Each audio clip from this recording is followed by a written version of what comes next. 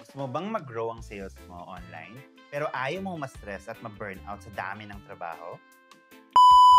Alam ko, karamihan ng mga Shopee at TikTok sellers nagsimula lang para kumita ng extra. Oo, alam ko yan. Pero habang tumatagal, dumadami rin yung challenges. Ramdam nyo yan. May orders, ads, inventory, pati customer chats. Naku, grabe talaga. Minsan, imbes na sales growth ang maramdaman mo, stress growth ang nangyayari. Naranasan mo ba yan? Dito pumapasok ang tamang system. Hindi kailangan na ikaw lahat ang gumagawa as a seller. Kapag tama ang store handling strategy mo, mas madaling i-manage ang orders. Kapag na-optimize mo naman ang ads mo, mas mataas ang ROAS at mas sulit ang balik ng bawat piso mo.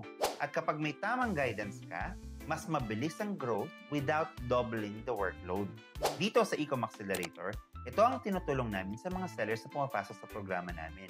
Hindi lang para tumaas ang sales nila, kung hindi para mas maging free sila pagdating sa oras at makapag-focus sa mas mahalagang mga bagay. Family, passion, at bigger goals.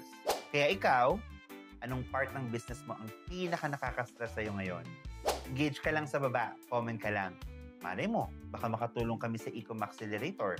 Yung mga ginagawa pala namin dito is ito pala yung solusyon sa mga hinahanap mo.